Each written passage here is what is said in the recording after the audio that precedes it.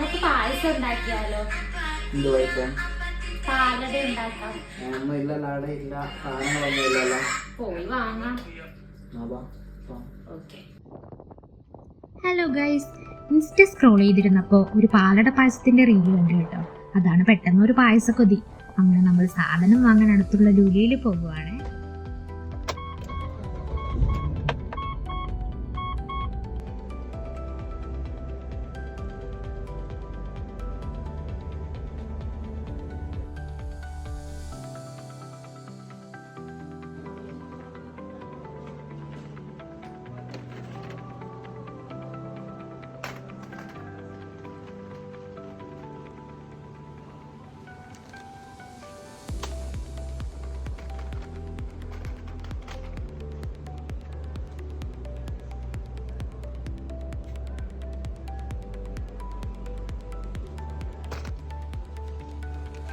അങ്ങനെ നമ്മൾ പായസം ഉണ്ടാക്കാനുള്ള സാധനങ്ങളെല്ലാം വാങ്ങി.